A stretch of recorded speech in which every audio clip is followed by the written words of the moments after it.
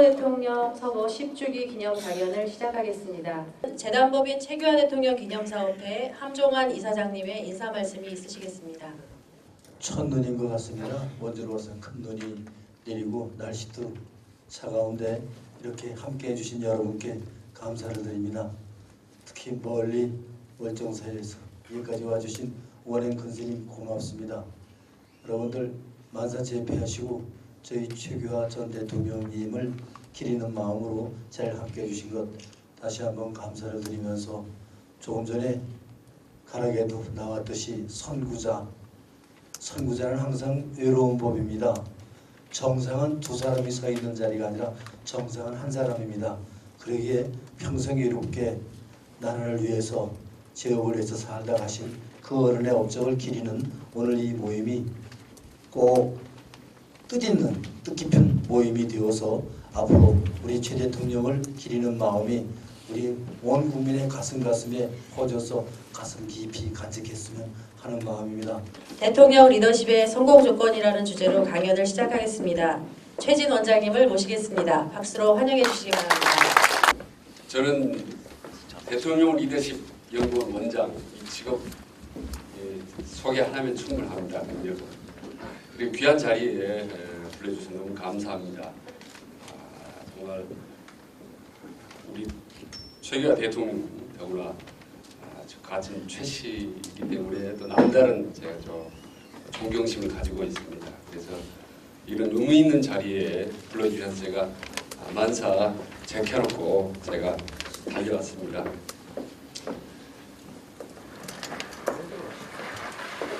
여기로 하겠습니다.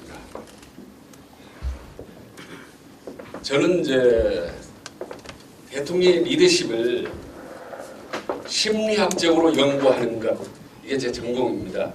한 20년 정도 달려왔습니다. 그리고 우리 아버지한테 물려받은 것까지 하면 제가 한 40년 됩니다. 중학교 때부터 밥 먹을 때마다 리더십이 중요하다 맞다 막 리더십이 우리 아버지 선생님이었습니다. 중학교 고등학교 그때부터 그런 리더십이 뭔지 하다가 어떻게 하다 보니까 제가 기자를 하게 돼서 저를 별로 좋아하지도 않는데 기자 생활 한 10년을 했는데 정치부 기자만 했습니다. 토탈. 그래 이제 지사님 잘 모르시겠지만은 이제 국회를 들어가던 건 13대 때부터 제가 들어들었기 때문에 항상 제가 사실은 의원님 그때 옆에 있었습니다. 제가 뵙고. 그리고 대통령을 제가 이제 출입한 건 민정당 때부터니까 전두환 대통령부터 시작해서 박근혜 대통령까지 7명의 대통령을 제가 만나봤고 직접 관찰하고 옆에서 봤기 때문에 그냥 이론이 아니라 제가 온몸으로 그걸 관찰했어요. 그리고 10년 동안 기자생활 적시하고 우연히 기회가 돼서 사실은 청와대 근무를 했습니다. 김대중 노무현 정부 때 했는데 노무현 대통령 별로 좀 안 좋아합니다. 제가 솔직히. 근데 어떻게 인연이 돼서 공직생활을 한 8년 하고 그리고 이제 대학에 있습니다. 계속. 그러나 처음 기자 시절 때부터 지금까지 한 30년 동안 제가 이 대통령만큼 계속 쥐어탔습니다. 제가 그래서 연구를 해서 지금 강의라기보다는 제가 느껴왔던 30년 동안 느껴왔던 대통령 리더십 그 중에 최규하 대통령입니다. 그리고 앞으로 우리가 뭐를 한번 생각해 볼 것인지를 제가 말씀을 드리고자 합니다. 혹시 중간에라도 특이한 질문 있으면 해주시고 말미 부분에 질문하는 시간을 갖도록 하겠습니다. 요즘에 어제도 제가 이제 아시겠지만 종편을 제가 많이 합니다. 어제 4시간 했습니다. 녹화를. 아마 금요일날 MBN의 아궁이로 나올 것 같은데요. 3인방과 최순실 요걸 가지고 이제 4시간 했는데 저는 우선 정치적으로 대통령 평가대로 완벽하게 중립입니다. 전혀 어떤 대통령이든지 아주 객관적으로 봅니다. 그래야 제대로 볼 수 있기 때문에 우리 박근혜 대통령님께서 왜 소통이 안 될까? 불통하다고 할까? 하는 사람들이 그런 논의하면 저는 이제 어떻게 하냐면 옛날로 돌아갑니다.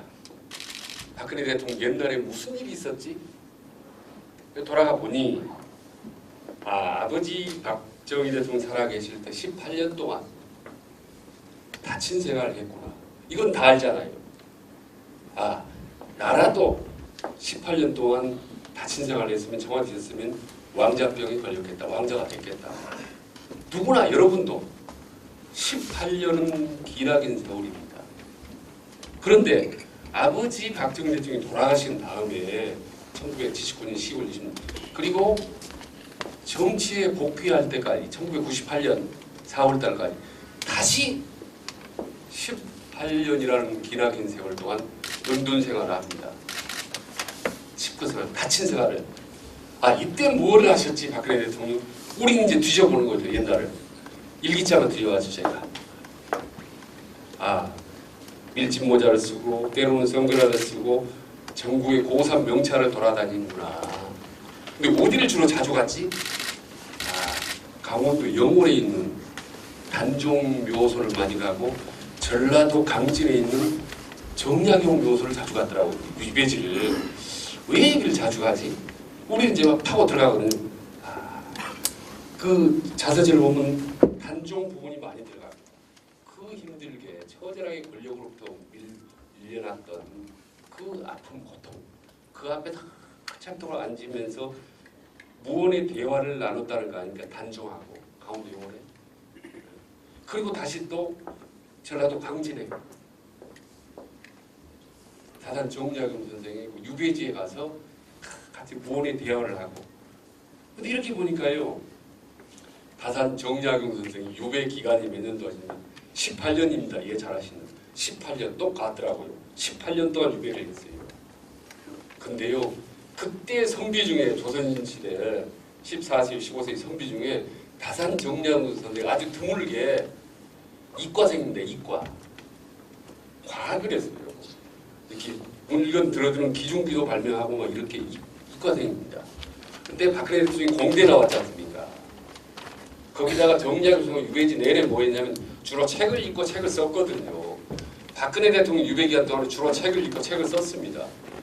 근데 박근혜 대통령이 무슨 책을 읽었지? 주제 파고 들어가니까 중국의 병법이지 않습니까? 삼국지, 열국지, 뭐 육도 삼약 이런 걸 자 섭렵을 했더라고요. 아, 그러면 아버지 살아생전에 18년 돌아가신 다음에 18년은 36년 동안 도를 닦았구나. 아, 이건 아무도 못 이기겠다. 그래서 지난 대선 때 종편에 제가 나가서 떠들었습니다. 문재인 대표는 하늘이 두 쪽 나도 박근혜 대통령을 못 이긴다. 우리나라에서 제일 필요한 게 내공인데 대통령이 되려면 이 내공을 어떻게 당하겠느냐. 안철수하고 문재인하고 환상적인 단일화를 일찍 했더라도 절대로 못 이긴다. 근데 결국은 어쨌든 그 저보고 이제 친박이다, 박근혜 너무 지지한다 이렇게 오해 많이 받았습니다. 비판도 받고. 그러나 결과적으로 박근혜 대통령이 됐죠. 그 내공 36년 동안의 어마어마한 내공. 근데 이제 문제는요. 대통령이 되고 나지 않습니까? 이게 내공이 전에는 엄청 큰 좋은 점이었는데 되고 나면 단점이 되거든요. 이게 36년 동안 도를 닦은 사람한테 누가 직언할 수 있겠어요? 못합니다. 그 본인 스스로가 36년 동안 다친 생활을 했기 때문에 쉽게 소통하는데 익숙치가 않습니다. 이건 예고되는 겁니다. 근데 이 부분을 박근혜 대통령 스스로가 안다면 본인이 고쳐야 되거든요. 그러니까 제일 리더십 핵심은 내가 뭐가 문제인지를 인정을 해야 됩니다. 대통령이. 이거 인정 안 하면 고쳐질 수가 없거든요. 그 36년 동안 다친 생활을 하다가 그 다친 도중에 유일하게 알았던 최암우가 거기서 최신이에요. 하다가 지금 이 사고가 어마어마하게 터져버렸습니다. 이런 건 이런 것 같아요. 하나만 더 간단하게 말씀드리면 제가 김대중 정부 청와대 근무할 때 김대중 대통령이 여자를 너무 챙기는 거예요. 정작 뭐 총무비상 여자 시키니까 5년 내내 먹었습니다. 바꾸고. 그리고 뭐 도저히 아닌데 청와대 수석시키고 말이죠. 여성이라면. 그리고 여성부 있지 않습니까? 세계에서 두 군데밖에, 두 나라밖에 없어요. 우리나라하고 뉴질랜드밖에 없습니다. 여성부라는 게 없어요. 여성부를 만들었지 않습니까? 도대체 왜 이 양반이 여자를 이렇게 좋아하지? 우리는 또 이제 과거를 파헤쳐주죠. 그랬더니 어머니가 2번 결혼했다고 나왔지만 실제로는 3번 결혼했어요. 한마는 어머니입니다. 거기다가 첫 번째 부인 차용의 여사 결혼 10년 만에 죽었습니다. 병인지 자살인지 모르고 선거 3번 떨어지니까 재산 다 탕진하고, 그리고 이건 알려지지 않았지만 첫 딸을 낳았습니다. 문재인 대통령 1살 때 죽었습니다. 병으로. 그리고 서울에 와서 어렵게 살 때 여동생이 같이 살았습니다. 이화여대 다니는 제일 예뻐했대요. 그 여동생도 죽었습니다. 그러니까 여성에 관한 한많은 컴플렉스가 있거든요. 트라우마가. 그래서 여자에 관한 내가 뭔가를 보호해 줘야 되겠다. 이런 심리적인 것들이 작용해서 훗날 여성부를 만들고 여성에 대한 우대 정책으로 나갔다. 이런 게 제 전공입니다. 그래서 모든 대통령, 세계적으로 어떤 대통령이 누구든 간에 그 사람의 과거가 현재를 만들고 현재가 미래를 만든다. 우리 함정환 아마 지사님, 전 지사님을 자주 입수하는데 마찬가지입니다. 옛날 어렸을 때 아버님이 어땠습니까? 무서웠습니까? 어렸을 때 가난했습니까? 그랬습니까? 요걸 저는 물어보는 성장 과정. 이게 엄청 중요하거든요. 그걸 따라서 성격. 우리 함 지사님은 내향형입니다. 혹은 우향형입니다. 성격이 이런 분입니다. 현재를 딱 평가합니다. 그럼 앞으로 활동을 하면 어떤 식으로 할 겁니다. 우리 지사님. 이렇게 제가 과거, 현재, 미래를 입체적으로 분석하는 게 제 전공입니다. 그래서 제가 최규하 대통령을 오늘 분석할 때도 과거, 현재, 미래를 동시에 입체적으로 분석할 겁니다. 그래서 이제 본론 들어가려고. 앞에 근데 그게 중요하니까 제가 멀리서 왔지만 혹시 지금 제가 여쭤보는 거를 알아맞히면 저 이 강의 딱 여기서 마치고 그냥 가겠습니다. 들을 필요가 없어요. 제가 대통령들 여러 가지로 분석하는데 그중 하나가 동물로도 분석하는 동물. 역대 대통령들을 동물에 비유한다면 우리 최규하 대통령은 어떤 동물이라고 할 수가 있겠습니까? 근데 우린 동물에 비유해도요 다 합니다. 그분 생김새도 닮아야 되고 어렸을 때 성장 과정도 닮아야 되고 스타일도 닮아야 되고 약간 활동하는 것도 닮아야 되고 다 속성. 그러니까 동물 닮은 거 하나 하는데도 우리 몇 달 연구해서 하는 거죠. 근데 여러분들은 그냥 생각나는 대로 한번 말씀해 보세요. 최규하 대통령은 어떤 좀 동물의 왕국제 어떤 동물이 혹시 딱 떠오르는 게 있습니까? 곰이요. 지사님은 곰 말씀하셨고 기린 말씀하셨고 네? 네? 소. 범이야. 곰. 범. 범. 그러면은 이제 그 정답하기 전에 박정희 대통령 모르겠어요. 혹시 박정희 대통령. 이야, 지사님 계신 것 같아요. 표범인데요. 표범 맞았습니다. 저는 흑표범이라고 봅니다. 흑표범. 표범은 얼른 무늬가 있잖아요. 흑표범은 검은 표범이기 때문에 사냥할 때 이 먹이를 잡을 확률이 무늬가 있는 확률보다 확률이 2배, 3배 큽니다. 훨씬 빠르고 흑표범은. 근데 검은 안경, 선글라스 좋아하고 평소에 검은 복장을 좋아합니다. 박정희 대통령. 그리고 흑표범은요. 무늬 있는 표범보다 더 카리스마가 있습니다. 딱 검은 안경 쓰면. 그래서 여러 가지를 해서 표범일 것 같다. 그리고 전두환 대통령 동물에 비한다면 쉽습니다. 사실. 전두환 대통령 어디 곰입니까? 저는 이제 사자라고 봅니다. 수사자, 갈퀴가 있는 사자. 카리스마 있지 않습니까? 네. 저는 인간적인 부분입니다. 정치적인 중립입니다. 그 사람이 뭘 어떻게 이런 거 떠나서 정치를 그래 보고 한 사람만 더 하고요. 박근혜 대통령 동물에 비하면 뭐가 같습니까? 곧 제가 이제 책을 이런 책들만 해서 음식으로 보는 것, 뭘로 보는 것 다 보는 것 썼거든요. 혈액형으로 보는 것 대통령 이런 식으로 쫙 썼습니다. 또 박근혜 대통령 동물 중에 뭘 것 같아요? 겉으로 보기에는 공작새. 예? 공작새. 공작새. 와. 근데 힌트 드릴게요. 그러니까 혼자 많이 다니는 새. 뭐가 있을까요? 혼자 다니는 새. 예, 아주 비슷할 것 같습니다. 독수리에 비유합니다. 저는 독수리. 창공을 나르지 않는가. 땅으로 내려와야 되거든요. 그래서 사람들과 같이 협력을 해야지만 독수리 하늘로 멀리 돌아다니기 때문에 일반 묻짐승들하고 좀 괴리가 될 수 있다. 뭐 이런 특징이 있는데 저는 최규하 대통령을 비슷한데요. 저는 코끼리에 비유했습니다. 코끼리. 그런데요. 코끼리가 두 가지 종류가 있습니다. 인도 코끼리가 있고 아프리카 코끼리가 있는데요. 아프리카 코끼리는 사납습니다. 싸움하고 일을 안 해요. 근데 인도 코끼리는 이 뿔 상아도 적습니다. 온순합니다. 온순하고 부지런을 하고 일을 잘합니다. 그리고 피부도 아프리카 코끼리는 두껍지만은 인도 코끼리는 연하고 온순하고 훨씬 사람들하고 친합니다.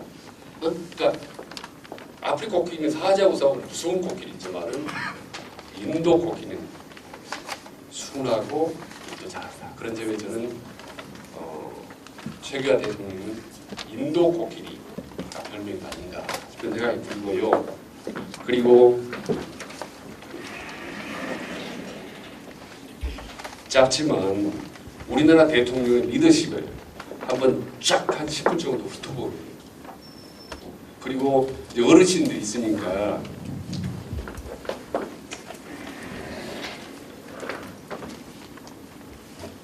이승만 대통령입니다. 이승만 대통령의 리더십을 그 사람의 성장 과정, 성격, 스타일 싹 합쳐서 한자로 뭐라 할까요? 한자로 어르신들이 있기 때문에 한자로 쫙 합니다. 이승만 대통령 리더십을 한문, 한자로만 한다면 저는 뜨거울 열지 않았습니까? 열정으로 항상 열정이 넘치는 몰리 연애도 많이 하고 또 대중연설도 잘하고 항상 나이는 연세는 많았지만 정열이 넘치는 분입니다.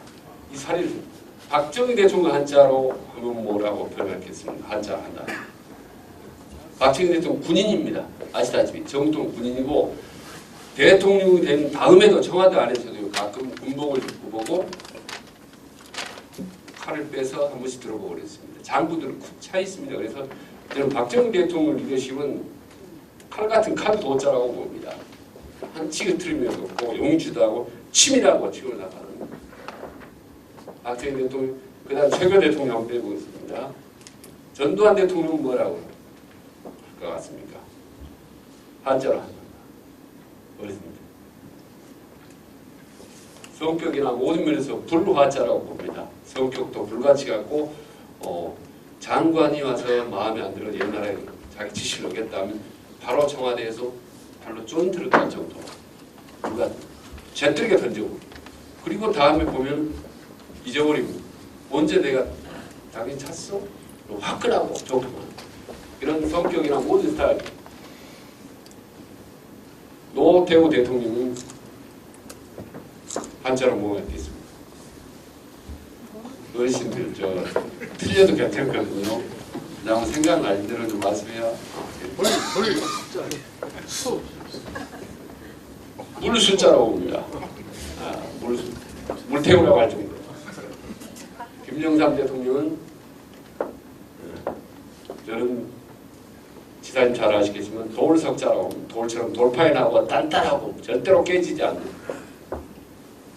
BJ 대통령은 저는 기운 기자라고 봅니다. 기운 기자. 기가 세고 BJ 사람이 누굽니까? 노무현 대통령 바람풍자랍니다. 높은 일으키고 항상 바람처럼 인생도 성격도 바람처럼 왔다 갔다 하고 이명박 대통령은 빠른 석자라고 봅니다. 박근혜 대통령은 아까 있으면 바이암자라고 봅니다. 국가라고.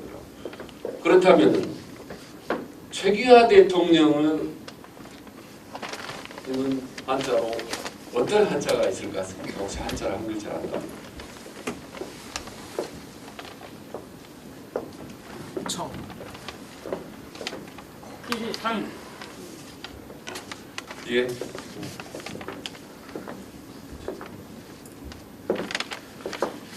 잘한분 생각해 주셔서도 그 코끼리 상자라고 아까 코끼리라고 말씀드렸지만 근자. 예? 근면한 근자. 근? 근면한 근자. 근면한 근자. 청명할 이 청. 부분은 한번 한번 생각해보고 있습니다.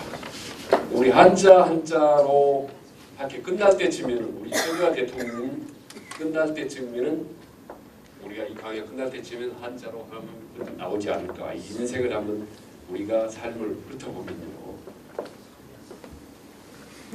사실 최규하 대통령께서 상당히 억울해하실 것 같아요. 이 대통령의 리더십을 우리가 평가할 때 사후에 그분에 대한 평가가 우리는 대통령 8개월 동안 하셨잖아요. 8개월 동안 한 걸 갖고 우리는 많은 얘기를 하지 않습니까? 무색무취했다. 제대로 그때 다루지 못했다. 역사의 물줄기를 단하게 바꾸지 못했다라고 비판적인 게 있고 사람들이 잘 기억 속에 없지 않습니까? 근데 사실은 최규하 대통령이 해온 삶이 88년의 삶이었습니다. 그렇잖아요. 88년 동안 그분이 살아오면서 공직자로서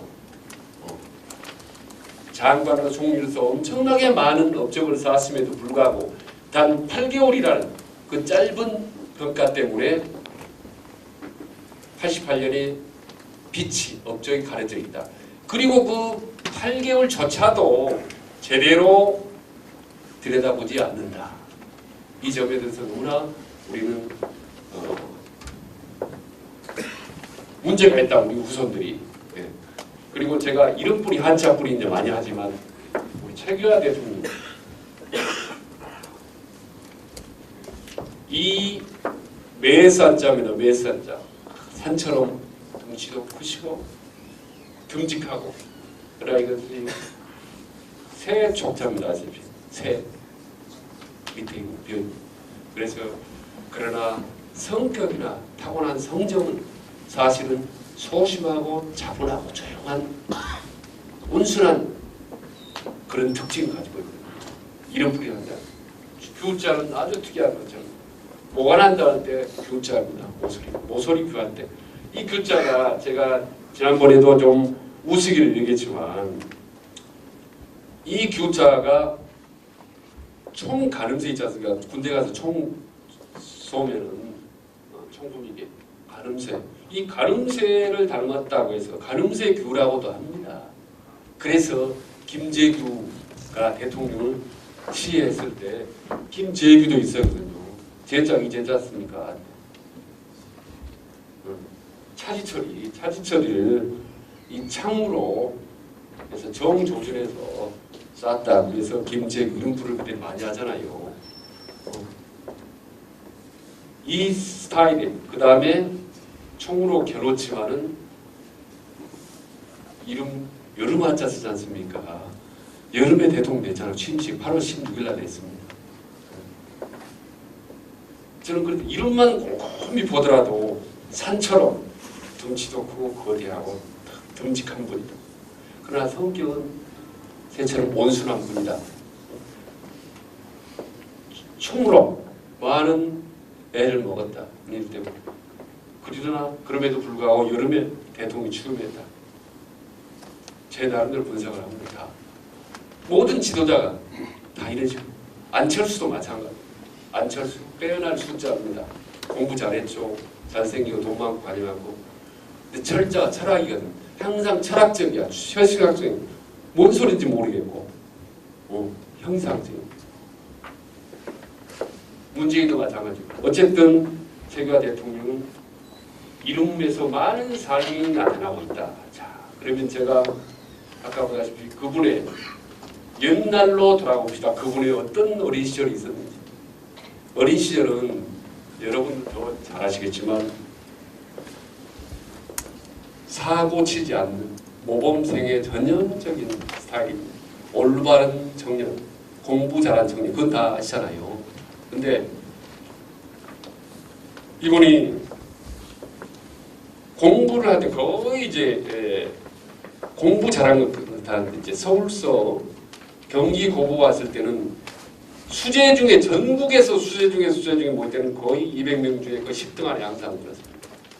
마지막 5학년 때 전국 2등으로 졸업을 했습니다. 전국의 수재가 모였을 때 그만큼 공부를 잘했다는 것은 누구나 알고 있지만 이 양반이 공부를 잘하면서도 주로 대부분이 반장, 부반장이었는지를 모르겠어요. 나름대로 리더십이 있었다. 그래서 별명이 책벌레였지만 항상 손에는 철학책과 역사책을 들고 있었다. 그러니까 최계 같은 경우 어렸을 때 공부만 하는 공부 잘하는 책벌레, 공부벌레로 소문이 났지만 실제로는 반장도 하고 철학과 역사를 알아서 나름대로 상당히 균형 감각을 갖춘 사람입니다.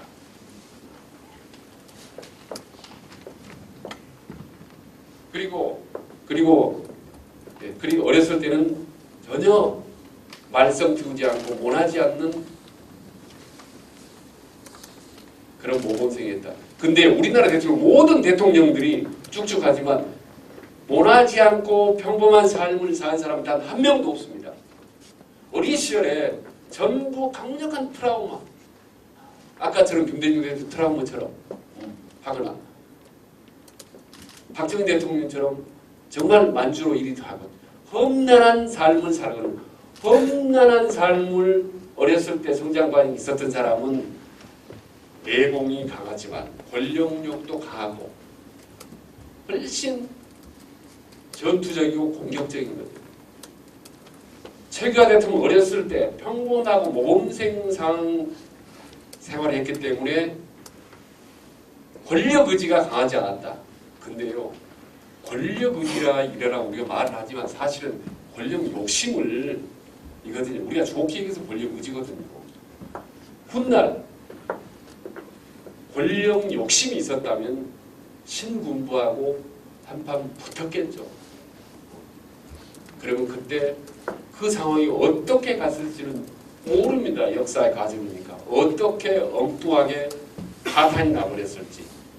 이러한 순한 성장, 평탄한 성장 과정이 있었기 때문에 오히려 훗날 그 난리통에 그나마 우리가 큰 화를 면하지 않았을까라는 생각도 해봅니다. 항상 반대로만 생각하지 말고. 그리고 공무원 생활하면서는 알다시피 과장으로 출발해서 국장으로 해서 차관으로 해서 장관에서 총리로 대통령까지 갑니다. 그러니까 우리나라 대통령 누구도 이렇게 단계를 밟아서 대통령 된 사람은 없어요. 근데 유일하게 단계를 밟았지만 차분히 주구축 간 게 아니라 파격적 발탁이 연속했습니다. 계속.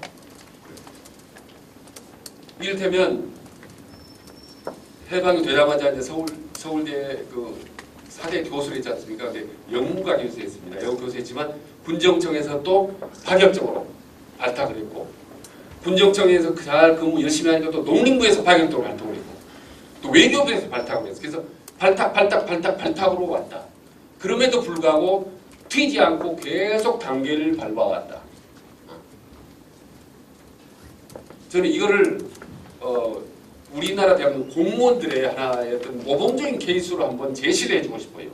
그래 공무원들의 꿈을 가질 수 있게 너희들이 잘하면 얼마든지 장관도 할 수 있고 총리도 할 수 있다. 근데 우리나라에서는 장관하고 총리 하려면요 퇴해야 되거든요. 그리고 정치에서 낙하산으로 와야 되고 그러나 최규하 대통령처럼 얼마든지 단계를 밟아서도 총리하고 장관 될 수 있다. 장관 몇 년 했는지 아십니까? 외무장관 4년 했습니다. 무려. 국무총리도 4년 했습니까? 8년 동안 장관과 총리를 지내요. 4년. 그리고 이때 이 공무원 생활을 하면서 다 아시다시피 코끼리 같기 때문에 능력이 좀 부족하지 않을까라는 생각을 하는 수가 있는데 사실은 이 능력이 외교부 통틀어서서 최규하 대통령처럼 영어를 잘한 사람이 없었다. 저는 최규하 대통령이 그래서 영어를 막 잘할 것 같은 느낌은 좀 덜 들어요. 근데 유엔 총회에서 4번 연설했고 국제 대회에서 갈 때 연설할 때마다 놀란다는 거 아닙니까? 미국 사람이 영국 사람들이 어떻게 영어를 저렇게 잘할 수가 있어요? 어떻게 잘하는데요? 고급 영어를 쓰네요. 고급 영어. 아주 어려운 영어 사전 찾아보는 그런 단어만.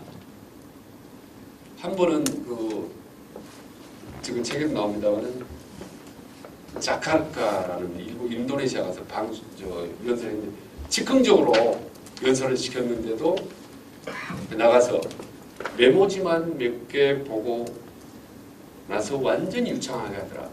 근데 야 주기 참모들이 어떻게 이렇게 쪽지만 보고 그렇게 영어를 잘할 수 있나? 메모 쪽지를 어떻게 쓰라고 좀 보여달라고 했더니 쪽지에 아무것도 안 적어지더래. 아니 그냥 하시면 될 걸 왜 쪽지가 그래? 그냥 하면은 준비 안 했다고 할까 봐서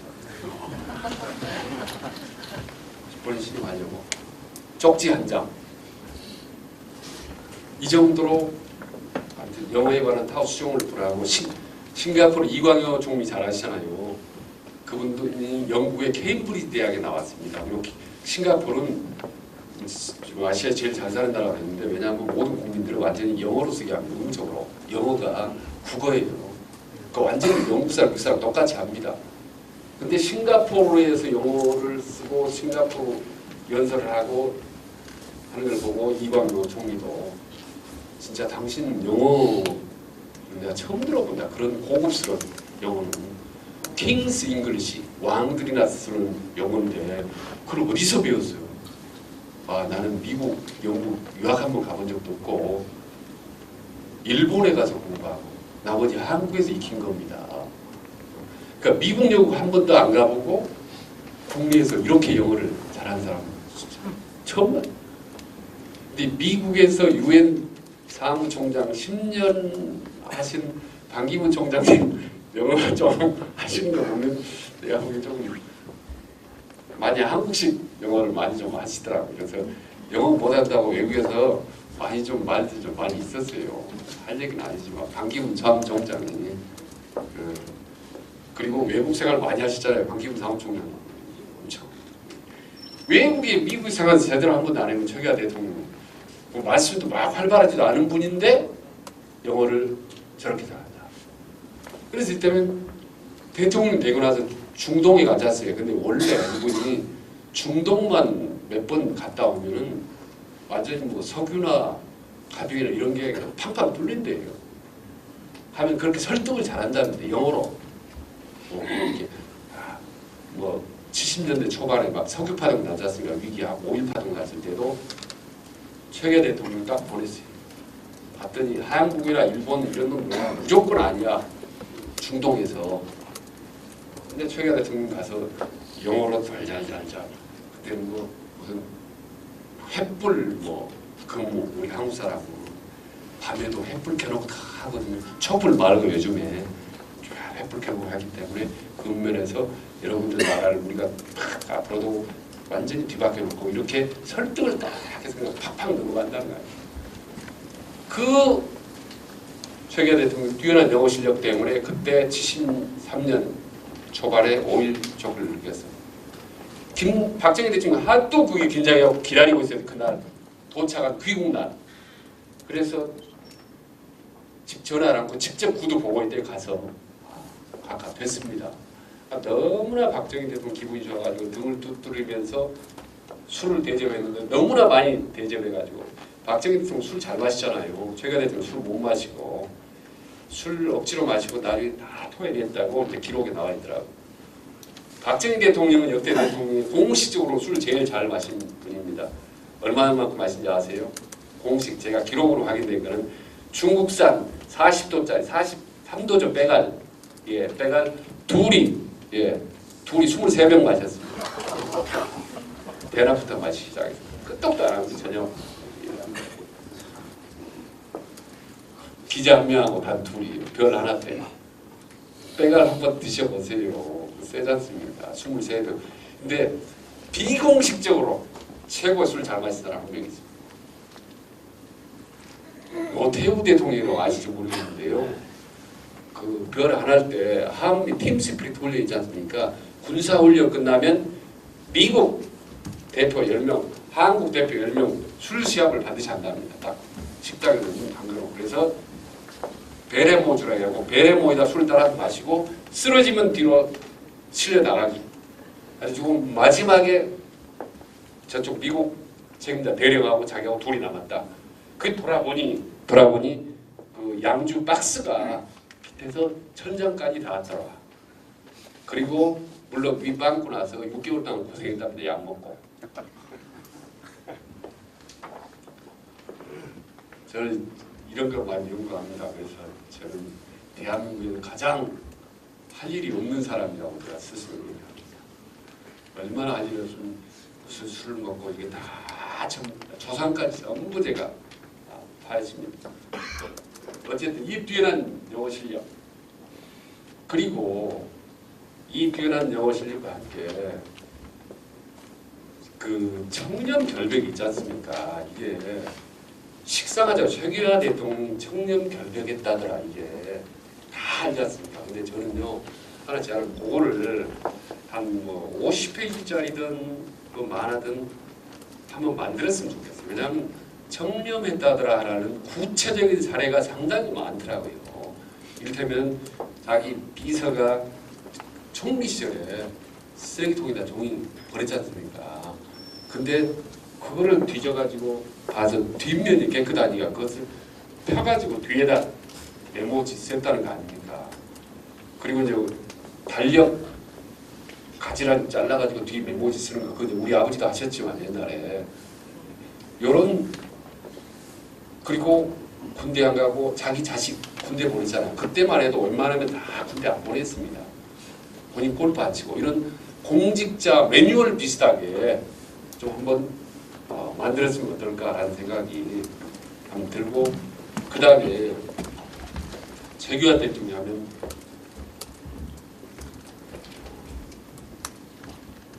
제일 이제 코끼리의 장점이 이제 뚝심인데 이 미국 그때가 이것도 알려진 사실입니다만은 이 미국 특보하고 담판을 할 때게 심야 철야 회의를 할 때 내가 커피를 이제 20잔 마셨다는 거 아니겠습니까? 커피 20잔을 마시고 담배를 제트를 이제 6번 바꿔서 결국은 저쪽 이제 미국 사람 손 들어버렸다는 거 아니야. 뚝심도 그렇지만 담배 연기에 내가 지쳤다 할 정도로 그런 뚝심이 대단했다는 것을 말씀드리고 자 어쨌든 성장 과정 이 사람의 성장 과정을 제가 본 건데 성장 과정은 어린 시절의 이런 과정 공직사회 생활 제가 이렇게 보면은 거의 제가 볼 때 성장 과정은 점수로 쓴다면 A, B, C, D 이 학점을 준다면 저는 이 대통령과 비교했을 때 역대 대통령과 비교했을 때 저는 거의 A 플러스 수준이라고 봅니다. 여러분 노무현 대통령 성장 과정 초등학교 때만 전교 1등하고 그랬는데 완전히 수재했습니다. 노무현 대통령이 중학교 가서부터 이제 옆으로 비켜세거든요. 공부를 안 하는데 보통 한 학기에 30일씩 빠지고 60일씩 2달씩 결석합니다. 그럼 뭐하냐? 싸움하는 거죠. 빠지고 선생님 골탕 모이고 애들 놀고 대부분 김대중 대통령 고등학교 2학년 때까지 잘 하다가 고3 때부터 이제 전쟁이 일고 그래서 손 놓기 시작하면서 옆으로 일탈하거든요. 박정희 대통령도요. 중학교 때까지 완전히 모든 수석입니다. 특히 수학 천재이고. 근데 사범학교 가서 자기 동기가 73명인데 1학년 때는 71등, 72등 가다 마지막 5학년 때, 그러니까 사범학교 마지막 때 73명 중에 73등 따갑니다. 여러분 꼴등 해봐, 꼴등하기 힘듭니다. 왜냐하면 학교 안 나온 사람이 있거든. 그러니까 시험은 아무리 백진해도 꼴등 못합니다. 꼴등을 했거든, 꼴등을. 박정희 대통령은. 근데 이제 자기가 만주 사관학교 군대 가니까 자기가 하고 싶은 거 하니까 펄펄 나는 겁니다. 이제 어쨌든 모든 대통령들이 보면 이승만 대통령이지 않습니까? 미국 유학 갔지 않습니까? 하버드 뭐 무슨 워싱턴 대학 학점이요 엉망진창입니다. 독립운동 돌아다니고 시험도 안 보고 수업도 빠지고 그래가지고 학교 선생님들한테 편지 써요. 저는 한국의 유명한 독립운동한 사람입니다. 수업이 좀 빠지시더라도 늘 이해해 주시고 학점 좀 잘 주십시오. 할 정도로 다. 그러나 역대 대통령, 최규하 대통령 성장 과정, 어린 시절, 학창 시절, 공무원 생활 보면 완전히 지도자로서의 귀감을 확실하게 보여줍니다. A+. 그리고 성격은 이제 아시다시피 전형적인 내향적 스타일이고 팔남매 중에 장남입니다. 미국의 셀로이는 학자는요, 장남이냐 차남이냐 중간에 태어났냐 이거를 리더십을 분석한 사람입니다. 세계적인 학자입니다. 장남 스타일, 막내 스타일. 장남 스타일은 기본적으로 안정적이고 차분하고 점잖고, 막내는 항상 저항적이고 투쟁적이고, 그래서 역사적인 혁명가들이 많다. 중간에 끼어있는 것, 막내도 아니고 장남도 아니고 이 사람들이 문제입니다. 이제 중간에 위에서 채이고 밑에 있고 그러니까 계속 돌출 행동을 많이 한다. 그 리더십을 부자인데 8남매 중에 장남이기 때문에 항상 책임감이라든지 듬직함이라든지 내성적인 것은 전형적으로 있을 것 같다라는 스타일이고, 리더십 스타일은 제가 라스웰이 말한 행정가형, 그 다음에 대세편승력, 과업장 이런 리더십이 있는데, 메이어 켈리를 얘기하면 과업지향적입니다. 인간 중심적이 아니고 무슨 말씀이냐면 최규하 대통령은 기본적으로 리더십 스타일은 사람 관계를 중요시 하는 것보다 일의 관계를 중요한다. 무슨 말씀이냐면 친박 비박이나 친노 비노 이런 거 팝을 안 만듭니다. 성격 자체가, 리더십 스타일 자체가 인간 중심형 전두환 대통령 이런 분들은 기본적으로 자기 세력을 만들죠. 하나교라든지 다 친구분한 세력을 만듭니다. 김영삼 대통령도 인간 중심형이거든. 상도동 이렇게 사람 관계를 만듭니다. 이것이 좋다 나쁘다가 아니라 그렇게 살아가는 스타일 자체가. 근데 최규하 대통령 일 중심형이다. 과업지향.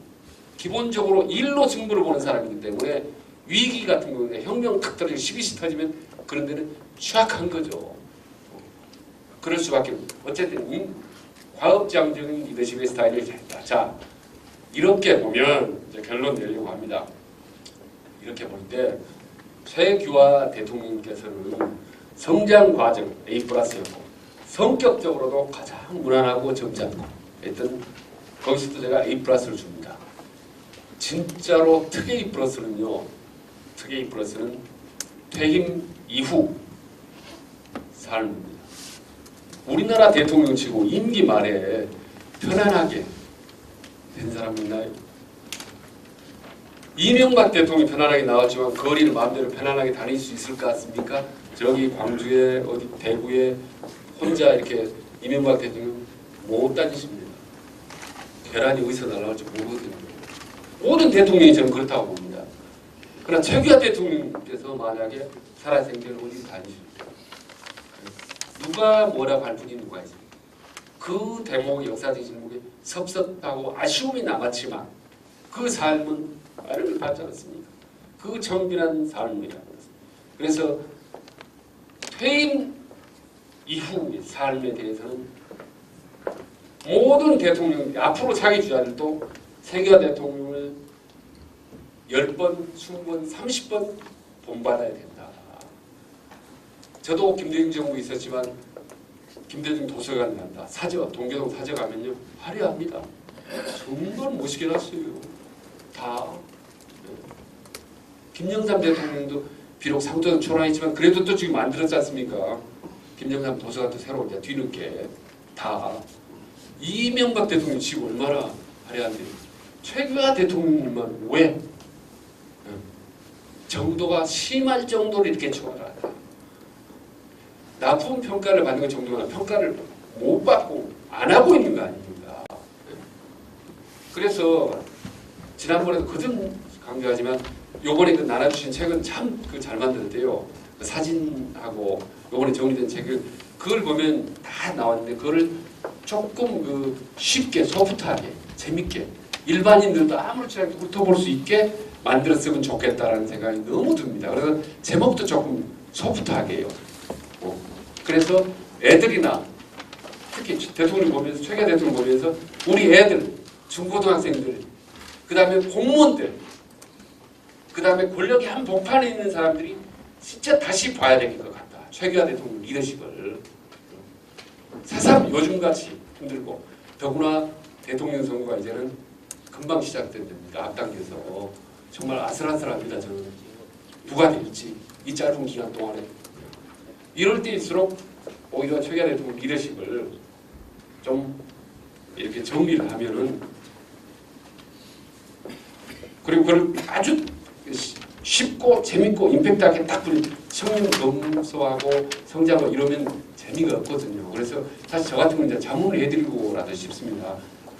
누구나 서울이나 대구, 부산, 광주 어디 가서도 톡 하나 읽어봐 했을 때 축복 재밌네요. 이런 면이 있었어?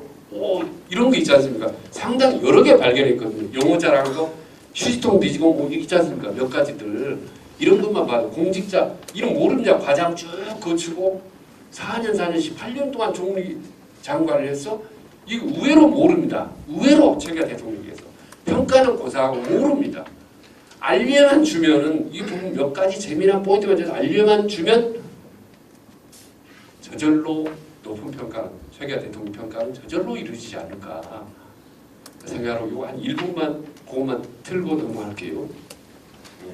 다 됐죠 시간이. 예? 10분 정도 남았습니다. 예.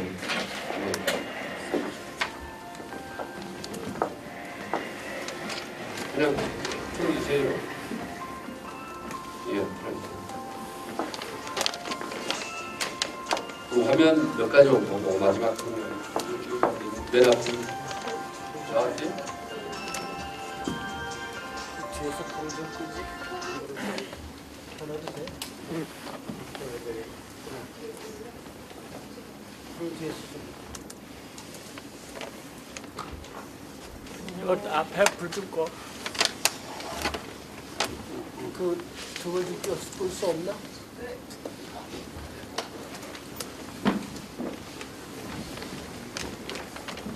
오케이. 그 정도만 해도 됐다. 예,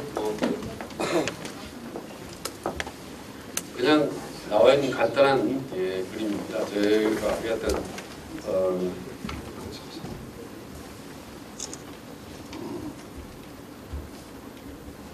그냥 넘어가겠습니다. 대통령 관련했던 책들입니다. 전부. 예. 요게 제가 이제 항상 말씀드리는 성장 과정 보고 성격 보고 스타일 본다. 앞으로 다음 대통령도 제가 이 부분을 집중적으로 하려고 합니다. 방송에 대해서 반기문이든 문재인이든 안철수든 누구든지 그 사람 옛날에 어떻게 살았는지 지금 성격이 뭔지 그 사람 대통령 되고 나면 어떻게 할 것인지 인사 잘할지 못할지 말이죠. 소통 잘할지 못할지 이 3단계로 모든 지도자들을 제가 앞으로 방송이든 책이든 계속 제가 평가를 하려고 합니다. 저는 이제 그 찾아보니까 우리 최규하 대통령과 관련된 쫙 쉽게 볼 수 있는 것을 한번 찾아보니까 예, 뒤에 우리 그때 신군부가 있었고 그래서 그때 힘든 과정 12월 10일 날 12.12 사태에 따라서 다 군인들이 20여 명 정도가 찾아왔습니다. 그 밀어붙였지만 9시간 반을 버텼습니다. 되게 다 권총 차고 왔습니다. 이거 쉽게 누구나 9시간 반 못 버팁니다. 최규하 대통령 같은 뚝심이 있었기 때문에 그 힘든 목숨이 힘든 과정 속에서도 버텨냈다고 생각합니다. 예, 취임식 있었고 대구 부도는 뭐 잘 아시고 저 서재에 가면은 그림 하나 액자 걸려 있는데 거기는 한참 초지일관이라고 있습니다. 초지일관 처음부터 끝까지 항상 변하지 않는다라는 그 액자가 걸려 있더라고요. 요거 보니까 인터넷에 보니까 어디 가셨대요. 예, 우리 지사님도 가셨고 여기 계신 분들 여기 단체 아신 분이었나요? 예. 그래서 역대 대통령과의 인연, 박정희 대통령과의 어떤 관계. 아마 만약에 박정희 대통령이 참 서금 안 했으면 훨씬 더 큰 역할을 하지 않았을까라는 생각을 합니다. 자, 그러면 이제 마지막으로 이 최규하 대통령부터 뭐를 배울까? 제가 말씀드렸던 건 이제 종정리에서 말씀드린 이때는 새누리당 대표 시절입니다. 이제 문병 가셨더라고요. 서울대병원에 입원하셨을 때. 저는 이 5가지를 저는 강조, 제가 오늘 말씀드렸던 중에 모든 지도자 중에 제대로 올바른 성장 과정을 거쳤더라. 구겨진 성장 과정, 사업 많은 성장 과정이 아니라 올바른 성장 과정이었고 승승장구했지만 단계를 밟아 갔었다라고 청렴 결백, 초지일관이 중요합니다. 대개 대통령들이요 처음에는 청렴 결백하거든요. 근데 마지막에 가면 꼭 아니거든요. 그러나 처음부터까지 변하지 않고 그리고 유능한 공직자다. 이 부분이 상당히 안 밝혀 있습니다. 외교부 장관이나 총리 시절에 했던 업적 부분 이 부분이 의외로 모릅니다. 이 부분도 좀 소프트하게 좀 정리돼 있고 그 책에 정리가 잘 돼 있던데요. 그걸 조금 다듬어서 좀 쉽게 재밌게 좀 정리를 해주면 어떨까라고 하고 마지막에는 항상 다 끝이 아름답지 못한 지도자가 대부분인 대한민국에서 그래도 끝이 가장 아름다웠던 지도자가 최규하 대통령이 아닌가라는 그런 생각을 하면서 저도 앞으로 대통령에 대해서 각별히 좀 관심을 갖고 하도록 하겠습니다. 이건 이제 제가 주로 대표적으로 하는 강의들입니다. 대개 대통령 관련된 여러분 아무튼 제가 사명감을 갖고 최규하 대통령에 대해서 좀 알리는데 역점 두겠습니다. 제가 종편을 많이 나가면서 그런 생각이 듭니다. 대통령 특집을 하는데 한번 언젠가 최규하 대통령 특집 같은 거를 좀 재미난 부분만 누구나 봐도 이렇게 미소를 띠고 감동할 수 있는 그런 부분만 뽑아서 한번 특집을 했으면 좋겠다는 생각이 듭니다. 왜냐하면 지금 나라가 많이 어지럽잖아요. 그리고 또 새로운 지도자 뽑아야 되고 이런 리더십을 어떤 사람을 뽑아야 되냐 하는데 역대 대통령을 뽑아도 다 복잡하고 다 장단점들이 많아요. 그러나 최규하 대통령이 마지막에 물러갔을 때 그 부분만 뺐다면 그 부분도 크게 큰 잘못을 저지른 건 아니지 않습니까? 많이 아쉬운 부분이고 퀘스천 마크로 남아있지만 그 외에 공직자로서 보였던 것, 그 이후 퇴임 과정, 그 퇴임 이후 이런 과정들을 한번 짧게나마 한번 탁 재미난 거 이렇게 해주면 공무원들이나 정치인들한테 많이 좀 도움되지 않을까. 종편에 어떻게 좀 작업을 해서 좀 재밌고 감성적인 부분 이걸 한번 만들면은 아주 홍보에 좀 큰 효과가 있을 거라고 생각을 합니다. 그래서 특히 이런 때일수록 지사님 중심으로 해서 이런 어떻게 보면 아주 의미 있지만 쉽지 않은 작업입니다. 관심들이 딴 데 있는 판에 그러나 이건 반드시 누군가는 해야 될 일이고 그런 점에서 함주장님께서 앞에 깃발을 서서 나서주시고 여러분들 힘을 보태주시면 최규하 대통령 개인에 대한 재평가가 아니라 대한민국의 어떤 국가 지도자의 리더십을 새롭게 세우는데 하나의 큰 그런 그 교훈이 되지 않을까 그런 생각을 해봅니다. 저도 기회가 있으면 비력이나마 돕도록 하겠습니다. 여러분 고맙습니다. 예, 혹시 질문 있으시면 하시고 아니면 단계적으로 거기 올라갔다고 하는 거는 고건 권한대행하고도 어쩌면 이렇게 또 엇비슷해요. 그래서 그 참고가 되게 이렇게 해주셔가지고 우리 저 함지사님한테 부탁하신 사항이 그 좀 알차게 성숙되도록 그렇게 좀 조언을 해주시는 게 어떨까. 이걸 보면서 정말 모릅니다. 일반인들이 대통령 이런 근검 전략했다더라라는 건 안 돼요. 뭘 어떻게 했는데 몇 가지만 서너 가지만 보여줘도 상당히 감동적인 부분이고 아주 의외로 뭐 선풍기 오래된 거 쓰는 거 뭐 냉장고도 이 정도만 알지 아무튼 모릅니다. 이 사람 자체에 대해서. 그래서 그런 부분들을 좀 그리고 그 업적 시절에 담판을 하고 했던 이런 부분들 한 이를테면 10가지만 뽑아도요. 10가지만 최고가 대통령이 사람들 통틀어서 10가지 테마만 뽑아서 알기 쉽고 재밌게 하면은 그게 가장 많이 도움이 될 거라고 생각합니다. 예. 그러면 사회 전반적인 거, 나라 전반적인 거에 대한 그 세부적인 분야에 대해서도 지식이 많이 풍부하게 있어야지 그걸 다 통솔하고 다스릴 거 아닙니까? 그럼 이제 그런 지식들이 다 있어야 되지 않을까요? 그렇죠. 그러니까 세부적인 전문적인 지식이 있어야 된다 말이죠. 그렇죠. 나라를 다스리려면 예. 한 나라를 다스리려면 전반적인 여러 분야가 많이 있는데 그 분야를 다 통솔하려면 거기에 대한 지식이 다 있어야 되지 않습니까? 예. 그렇죠. 그러니까 예, 누구나 대통령이 하나 자기가 잘하는 자신 있는 분야는 하나씩은 있어야 되는 거죠. 네? 그 말씀이죠. 잘 아는 분야, 전문성이.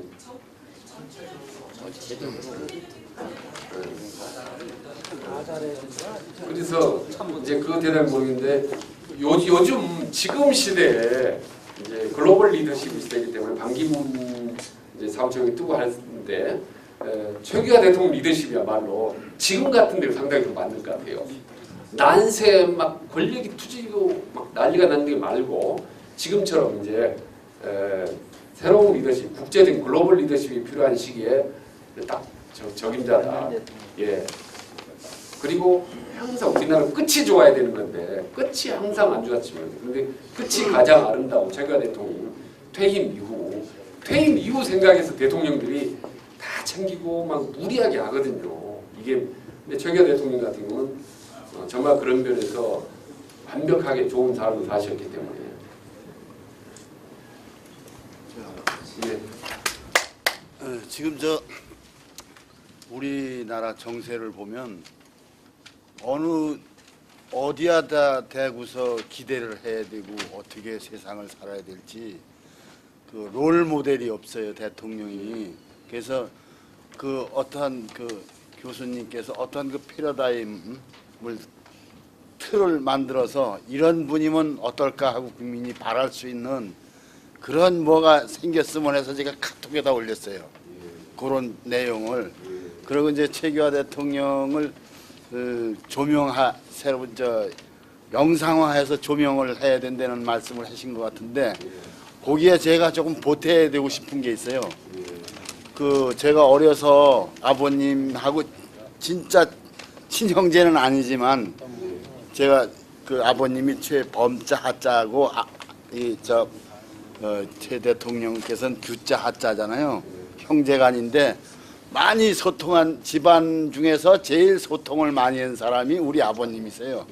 그래서 대통령께서 외무부 장관 시절에 제가 아버지를 모시고 서울 종로 4강가 5강가 사촌 형님이 살아요. 봉화씨라고. 그분 댁에 가서 처음 대면을 하고 인사를 드렸는데 그 그때 그 배웠던 그 우람하신 그 음성과 그 체격, 거기에 제가 감히 어렵게 제가 아저씨 저 취직 좀 시켜주세요 라고 부탁을 드렸더니 너 무슨 공부를 했냐? 예, 저 전자통신 공부를 했습니다. 그러니까 예, 진짜고지. 조금 며칠 전에 우리 외무부에 예, 그 통신실에 공개 채용 시험이 있었는데 아저씨 지금은 안 되나요? 그러니까는 그 전 시절에는 이렇게 옆으로 많이 들어갔잖아요. 그래서 그런 말씀을 드렸더니 이 사람아 그걸 그렇게 해서 되나? 정식으로 공개 채용 시험을 봐야지.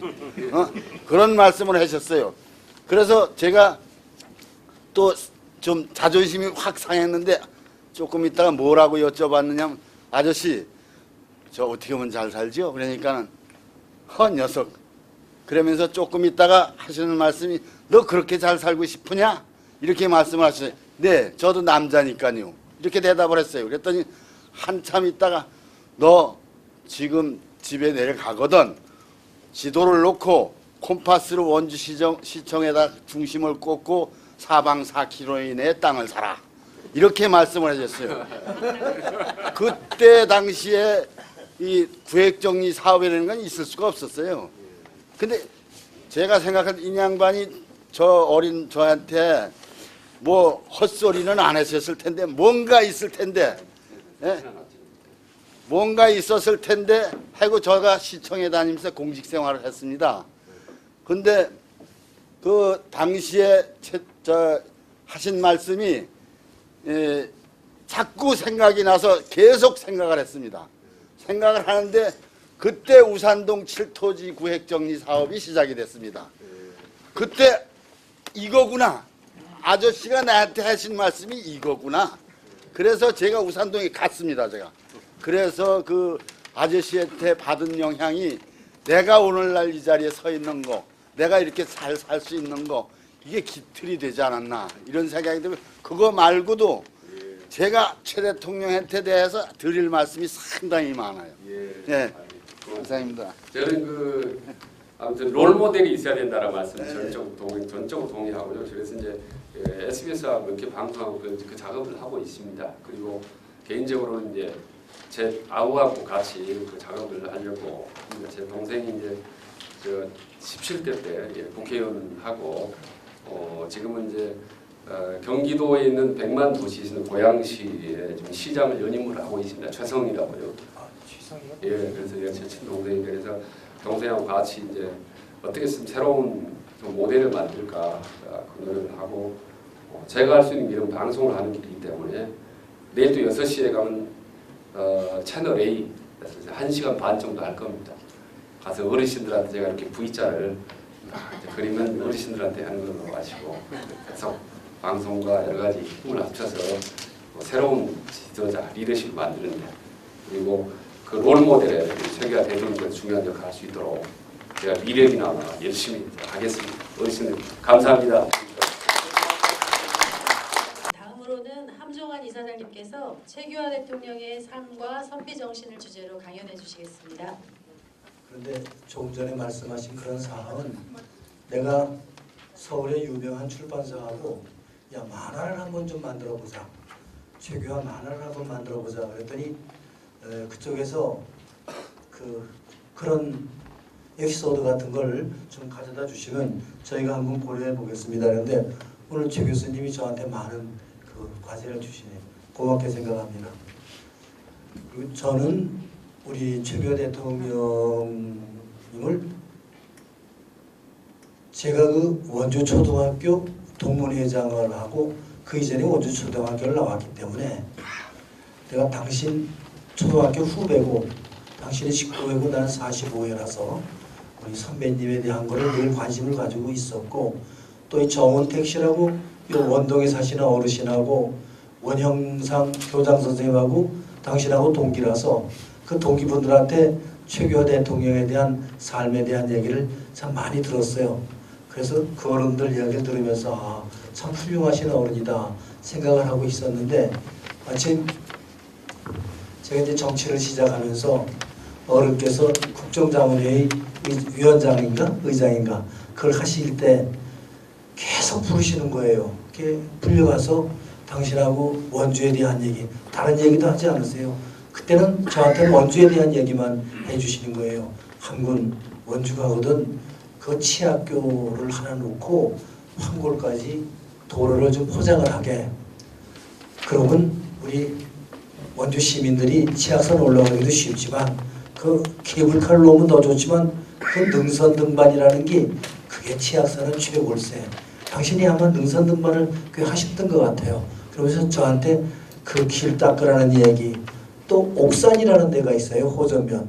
자네 그 옥산 아는가 보니 압니다. 그랬더니 그 옥산에 내가 소학교 2학년 때인가 소풍을 갔는데 원종을 가서 선생님이 신발 벗고 들어가서 팬티만 입고 고기를 잡으라 그래서 살살 모래사장을 밟고 지나다 보니까 발밑에서 뭐가 부드덕해서 꽁 누르고 잡아보니까 모래무지를 잡아서 거참 모래무지도 많이 잡히고 우리가 즐겁게 놀았는데 거기다 조그만 댐을 하나 막으면 원주 시민들이 그곳에 오셔서 노실 만한 레저타운이 될 수 있겠대. 그것도 한번 생각해봐.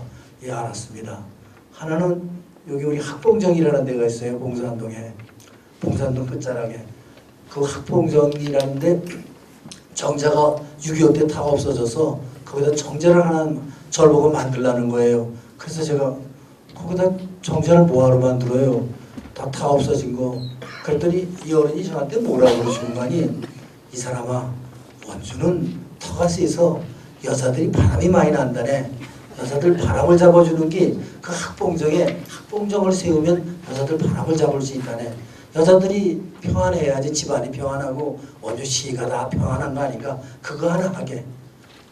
이게 잔잔한 것 같지만 자잘한 것 같지만 원주에 그렇게 많은 애정을 가지고 계셨던 분이에요. 지금 이 원주 가명이라는 그 가명 자리에 옛날에 우체국이 있었어요. 저보고 그 우체국을 우리 나라에서 사게 해가지고 그걸 원주에서 관리를 해. 다시 선화당 뒤에다가 연못을 파면은 그 연못 가운데다가 정자도 하나 만들어놔. 내가 일본 가서 학교 다닐 때 와가지고 그 정자에 올라가 보고 그 만도 같은 옷을 입고 올라갔다 내려왔다고 할 때 그때 그 기분이 그 정자가 우리 원주의 젊은이들한테 너무너무 좋게 느껴졌다는 거예요. 이 정자 하나 만들고 자네 꼭 그거 사게. 지금 그거 이제 다 원주시에서 확보해가지고 거기다 이제 정자를 만들고 팔 겁니다. 어느 한 곳 소홀히 하지 않고 원주를 전부 아끼고 당신 눈 안에 다 넣고 계셨어요. 거기다 그 어른이 원주는 국립대학이 없잖은가. 그 학생들이 돈 조금 내고 학교 다니려면 국립대학이 있어야 되는데 국립대학 하나 만들게. 그래서 원주 전문대학을 간호학교를 전문대학 만들어서 대학을 만들었습니다. 그랬더니 그거를 치악산 밑에 갖다 놓으라는 거예요. 왜요? 그랬더니 이 사람은 치악산 밑에 대학이 번듯하게 있어야지 대한민국을 대표하는 대학이 되니까 치악산 밑으로 가져가라는 거예요. 그래서 제가 치악산 밑에 가서 향구동, 방곡동 이쪽에 땅을 좀 살려고 노력을 해보니까 이미 그때 그 땅 사기가 어려워요. 그래서 흥업으로 나가서 흥업에다가 원주대학하고 이제 강릉 원주대학이 됐습니다. 만들어놨어요. 그랬더니 거기다 대학을 하나 해야 되는데 자꾸 그러셔서 제가 한라그룹의 누구야? 정인영 회장이라고 한라그룹 회장이 계셨어요. 그 양반이 어디 학교를 한다 그러길래 서울서 모시고 원주에다 합시다. 치악산 밑에다 했더니 땅이 있어요. 그래. 땅은 많다고. 그랬더니 이 양반이 오셔서 한번 해보겠다고 그 치악산 밑에 땅을 산다고 이제 쫓아다니니까 시가를 내놓으라 그래서 시가로 다 흥정을 했는데 한밤 자고 가니까 돈 가지고 가니까 따블로 불러서 그래도 해야 되겠다 싶어서 했더니 또 따블로 불러가지고 원주 사람들 나쁜 사람들이에요. 저 못하겠어요. 청주는 거저준다 그러는데 원주는 돈을 달라 그래요. 돈도 저렇게 따블로 달라 그런다고 말도 잘 더듬더듬 하시면서 하시는데 참 마음이 아프더라고요. 그래서 청주 가실 거 없이 그럼 흥업에 한번 나가봅시다 해서 제가 예술대학을 하나 세우려고 서면에 땅을 봐놓은 게 있어서 저기 저 자리는 어떠냐니까 괜찮겠다 그래요. 그 당신을 모시고 그 산에 가서 그 자리를 이렇게 보시더니 여기 해달라 그래서 그때는 거기에 그 주민들하고 추진위원회를 만들어가지고 그걸 하나 만들었습니다. 그 정도로 그 어른이 원주에 대한 애정이 대단한 어른인데 원주 시민들은 바보. 원주 해준 게 뭔데? 뭐 원주 얼마나 살았는데? 참 웃기는 이야기라고 생각이 됩니다. 당신이 원주 이야기하실 때 보면요. 얼마나 흥분을 해가지고 얼마나 열정적으로 저한테 말씀을 하시는지 제가 그냥 그 얘기에 빨려 들어갔어요. 정신이 없어요. 한 번은 당신이 뭐 이런저런 얘기하는데 내가 원주 사람들이 바보라 그런다 그랬더니 바보겠지. 바보란 바보지 뭐. 그래서 공부 잘하셨어요? 그랬더니 공부는 괜찮게 했지. 1등 해보셨어요? 계속 1등만 했지. 1등 못한 때는 없어요? 그랬더니 초등학교 1학년 때 1등을 못했대. 원주 소학교 1학년을 들어가서 1등을 못했다는 거예요. 그거 왜 못하셨어요? 그랬더니 이 사람아 들어가 보니 애아범들이 전부야. 그리고 전부 서당단이 나와가지고 대단해. 그러니 내 7살에 들어가가지고 1등을 어떻게 하나. 그럼 그 다음부터는 하셨어요? 2학년부터는 했어. 그렇게 당신이 아주 솔직 단박한 분이에요. 단박이라는 말이 그 어른한테 적당한 이야기예요. 근데 내가 이제 자꾸 욱박 지르고 뭐 그 떼쓰듯이 이렇게 얘기를 당신한테 시키고 해보면요. 그 나같이 어린 사람한테도 또막 예의를 가져서 다 답변을 해주세요. 얼마나 성실하게 답변을 해주시는지 몰라요. 그래서 정말 내가 송구스러워가지고 더 묻기가 거북할 정도인데 한 분, 참 학교 다니는 게 힘들었어. 그래 왜요? 그랬더니 당신이 경기중학을 들어갔는데 문막에 물이 나면 송수가 나면은 배에다 도락구를 싣고 건너가서 서울을 가야 되는데 도락구를 배에다 실을 수가 없는 거예요. 물이 세니까.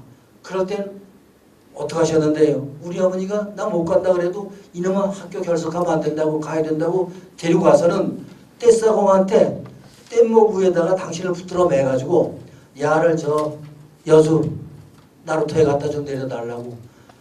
아유 큰일 날 텐데 그거 다 지 운명이지. 좀 데리고 가달라고. 학교 가야 된다고.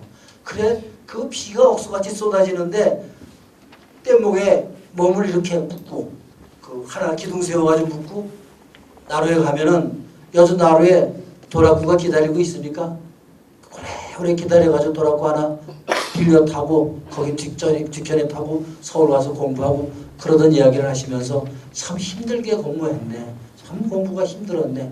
근데 내가 참 어머님, 아버님 잘 만나서 공부는 그래도 내가 열심히 했어. 그러시는데 그 어른이 1919년도에 태어나셨잖아요.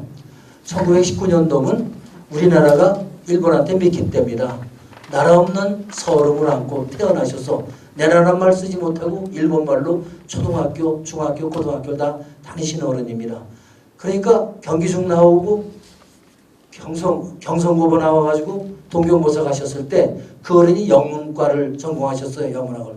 그게 어떻게 또 영어를 하셨어요? 그랬더니 그 어른 말씀이 이 사람아 한군 내가 영어 공부를 한 거는 일본어로 공부를 하라고 그러고 모두 일본어로 하니까 이게 뭐 일본말 해가지고 되는 일이 아니고 한국말 못 쓰게 하고 그러니까 내가 영어를 독립운동하는 각오로 영어를 했네. 영어를 독립운동한다는 마음으로 영어 공부를 하셨다는 거예요. 아주 죽기 살기로 당신이 영어를 하셨대요. 그래가지고 동경고사를 수석으로 나오시지 않았습니까? 조병화 선생이 딱 5년 후배일 겁니다. 우리 최규하 대통령. 근데 조병화 선생이 원주에 오셔서 저하고 식사를 한번 하시는데 참 원주 사람들 허기야 뭐 우리 자기 부모 존경하는 놈 별로 없고 큰 거를 크게 생각하는 놈이 별로 없는데 그 은혜가 클수록 그걸 크게 생각하는 사람이 별로 없잖아요. 그래서 그런지 몰라도 최규하 대통령을 글쎄 바보라 그래요. 그랬더니 그 어른이 딱 나보고 뭐라 그러는 거니 한 교수님 저는 이 세상에서 가장 존경하는 분이 최규하 대통령입니다. 예? 어째 그분을 그렇게 존경하세요? 그랬더니 나 학교 다닐 때 공부 무지 잘했습니다. 경기중학, 경성고보, 동경고사 최규하 대통령은 전부 후배인데 저는 학교 다닐 때 럭비도 했고 물리를 전공했습니다. 그런데도 전 수석을 했습니다.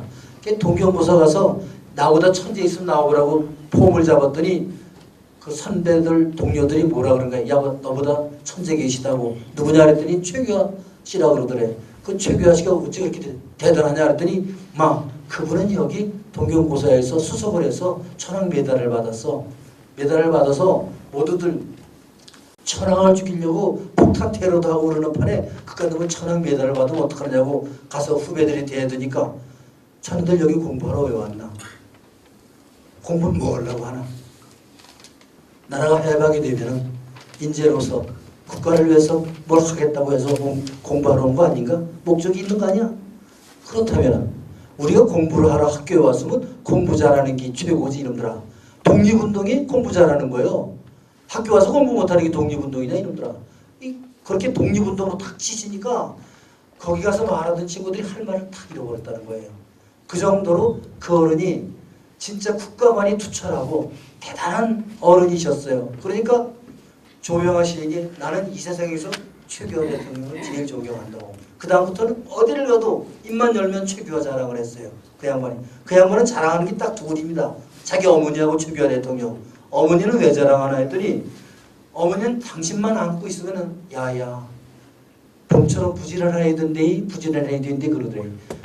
엄마 봄처럼 부지런한 게 뭐예요? 그랬더니 이놈아 봄에는 농부들이 얼마나 바쁘나 챙기도 챙겨야 되고 밭도 갈아야 되고 모든 게 만물이 봄에 열심히 하지 않으면은 가을거지 할 수 없고 그렇게 제대로 살 수 없다는 거지. 봄에 부지런해야 되기 때문에 니는 봄처럼 부지런해야 된다는 그 만물이 소생하는 것도 꽃이 피고 그러는 것도 우선 잎이 나와야지 퍼져서 꽃이 피고 그러는 거니까 그 처음 시작이 얼마나 힘들고 분주합니까? 그 분주한 것처럼 너는 봄처럼 부지런하는 얘기를 늘 해주셔서 어머니가 너무 존경스러워서 어머니가 돌아가신 다음에 멀리 못 모시겠더래. 그래서 집 뒤에 산에다가 모시고 집에 들어오면 마누라가 나와서 여보 이제 오고 해도 쳐다보지 않고 어머니 산 가서 어머니 산소에 가서 어머니 저 왔습니다. 오늘도 어머니 뜻대로 제가 아주 열심히 살고 왔습니다 하고 집에 가서 이제 마나님하고 식사도 하고 이제 일을 했다는 얘기 그런 걸 하시면서 참 당신은 그 어머니도 존경하고 어머니 못지않게 최규하 대통령을 존경한다고 그래요. 그렇게 존경받는 분이 그렇게 머리가 영리한 분도 존경하고 대단하다고 생각하는데 나 원주 시민들은 얼마나 대단한 사람들인지 몰라도 얼마나 똑똑한 사람들인지 몰라도 당신을 그렇게 바보라고 생각하고 바보처럼 취급하는 사람들 보면은 참 답답한 사람들이구나 하는 그런 생각을 저는 해봅니다. 그리고요 그거는 대통령 하고 싶어 하는 분 아니에요. 아까 우리 최진 교수께서 말씀하셨듯이 뭐든지 뽑혀 다닌 분이야. 공부 잘하니까 동경고사 마치고 와서 대구사범 대구중학교 선생을 영어 선생님을 잠깐 하셨어요. 워낙 영어를 잘하고 잘생겼으니까 학생들이 우리 일본 사람은 저렇게 잘생기고 영어도 잘한다 그러니까 저분은 일본 사람이 아니라 조센징인데 하고 이제 그런 사람이 있으니까 선생님 조센징이냐니까 조센징이라니까 그때부터 그냥 돌팔매질이고 뭐 조센징 어쩌고 욕을 하니까 이게 내 나라 학교에 와가지고 강의하면서도 내가 나라 이런 사람이 이렇게 더러우냐 그래서 치아 버리고 오셔가지고 안 하시다가 서울대학교 교수로 하셨잖아요. 잠깐 교수 생활하시고 그 전에 그분이 그 대동학원에 가서 만주에 가셔서 다시 공부를 조금 하시고 그러시다가 서울사대에 오셔가지고 계시는데 군정이 들어서면서 군정에서 대한민국에 영어 잘하는 사람이 누구냐 외국에서 원조 물자 받고 양복이라도 얻어오려면은 이게 통하는 사람이 있어야 되는데 찾으니까 최규하라는 사람 한 사람밖에 없다 그러니까 모셔다가 양정과장 잠깐 시키는데 외국에 가서 그래도 뭐 협상하고 그러려면 국장장 들어가야 되니까 양정국장으로 바로 올려가지고 양정국장 하시면서 2년 동안 군정 2년간 대한민국 대통령을 하신 거 아닙니까? 당신이 모든 양국을 우리나라에 말레이시아든 미국이든 어디든지 가서 구걸해서 가져다가 백성을 먹여 살린 어른이 최규하 대통령입니다. 그러자 나라가 건국이 되니까 건국되자마자 이승만 대통령께서 그냥 그 하던 일을 하라고 붙들어다가 양정국장 하다가 조금 하다가 뭐 워낙 외교가 약하고 당신은 영어가 되지만 영어 되는 놈이 주변에 하나도 없으니까 영어 잘하는 최규하 대통령을 모셔가지고 영어 그땐 일본하고 대일 청구권이라든가 여러 가지 일본하고 협상이 많지 않았습니까?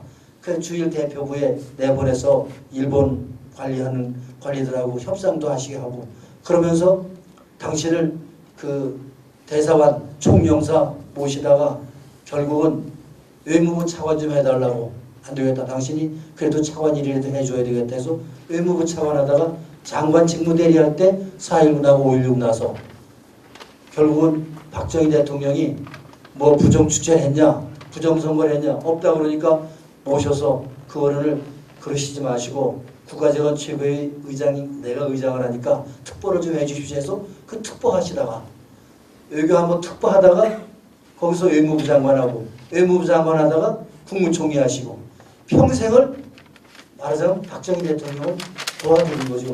박정희 대통령이 좋은 취직을 남길 수 있었던 거는 우리 최규하 대통령 덕이에요. 그리고 그 어른이 내가 언제 뭐 무슨 자리 가겠다고 그래서 간 자리니까 다 뽑혀갔어. 선발돼서. 그런 대표 선수를 바보라고 그러고 천치라고 그러는 이 천치들이 사는 동네가 우리 원주입니다. 난 참 원주 답답하다고 생각해요. 여러분 그렇게 생각 안 하세요?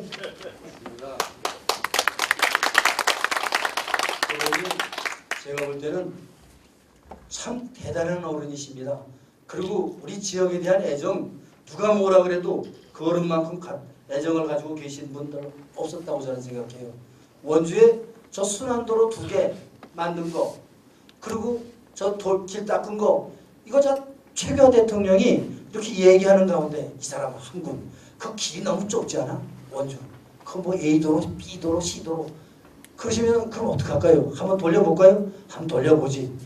당신이 돌려보라 그러니까 내가 그거 국토관리청장 붙들어다가 이거 한번 돌려보자.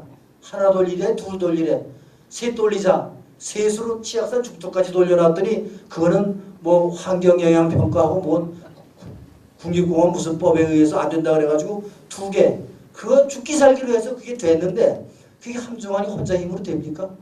그래도 국정자문위원장이라는 어른이 옆에서 야 이거는 최규하 대통령 이 사람은 관심 사업이야 좀 도와줘. 나는 그렇게 가서 칠 수밖에 없고 그러면은 우리 최 대통령 그 빼고로 그래도 많은 게 이루어진 거예요. 그 순환도로 2개 되니까 혁신도시 기업도시 들어오잖아요. 누구 마음대로 들어와요? 원주 시민 누가 그걸 끌어올 수 있어요? A도로 그 내부 순환도로 외부 순환도로가 있으니까 접근성이 괜찮으니까 강릉한테 안 뺏기고 춘천한테 안 뺏기고 원주가 좋은 거예요. 근데 그렇지 않습니까? 그럼 그도 모르는 거야. 원주 시민도.